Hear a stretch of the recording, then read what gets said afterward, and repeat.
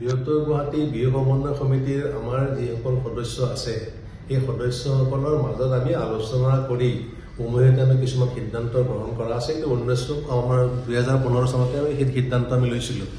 সেই সিদ্ধান্তসমূহ এতিয়াও ভাল আছে। তাৰ ভিতৰত আপোনাৰ হিন্দী গান গোৱাটো আমাৰ বিহু সমিতিসমূহে এইটো গ্ৰহণ কৰা নাই। গতিকে আমাৰ 7 বিহুৰ ভিতৰত বিহু মঞ্চত হিন্দী গান আমি আমাৰ সমিতিসমূহে এলাউ নকৰে হিন্দী গান গোৱাটো বিহুৰ মঞ্চত।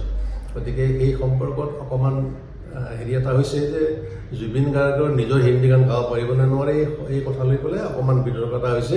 গতিকে এই সম্পৰ্কত আমি ক'ব বিচাৰোঁ যে হিন্দী গান কোনো গোৱাটো উচিত নহয় এই 7 বিহুৰ সময়ত, বিহুৰ মঞ্চত অন্তত। এনে কোনোবা এজনে প্ৰশ্ন কৰোঁতে আমি কৈছিলোঁ যে যদি জুবিনৰ নিজৰ হিন্দী গানটো গাব খোজে তাত আপত্তি থাকিব নালাগে বুলি ভাবিছিলোঁ। কিন্তু এই দেখিছোঁ যে এই লৈ পেলাইও এটা বিতৰ্ক হৈছে। গতিকে আমি এতিয়া ভাবিছোঁ যে বিহুৰ মঞ্চত এই 7 বিহুত কোনো হিন্দী গানে চৰ্চা হওক গাব নালাগে। আমি কৈছোঁ যে হিন্দী চিনেমাৰ ফুটোৱা গীতটো গাব নালাগেতো আমাৰ আছেই। গতিকে সেই কথাটো আমি কৈছিলোঁ। এতিয়া যিহেতু এই সম্পৰ্কত কিছুমানৰ আপত্তি হৈছে, ফুটা কি এই যে সস্তীয়া হিন্দী চিনেমাৰ গানবিলাক সেইবিলাক বহুত বিচাৰে। কিন্তু বিহুৰ মঞ্চত আমিতো সেইটো এলাউ কৰিব নোৱাৰোঁ। কিন্তু আমি কৰাও নাই, আগতেও কৰা নাই, আৰু এতিয়া আমি আমাৰ গ্ৰহণযোগ্য।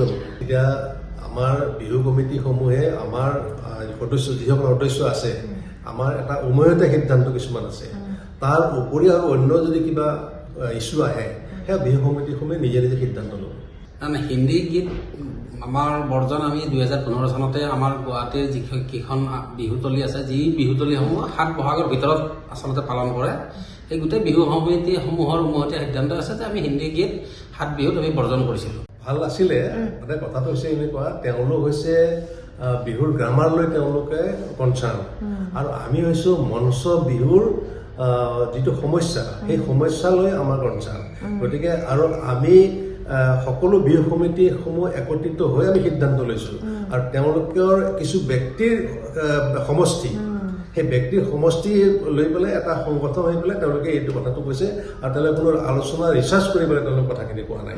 গতিকে এই কথাখিনিত তেওঁলোকে ৰিচাৰ্চ কৰি পেলাই গৱেষণা কৰি পেলাই ক'লে ভাল আছিল। अन्नपूर्णा काव घी देश के हर एक खाने को लजीज बनाता है।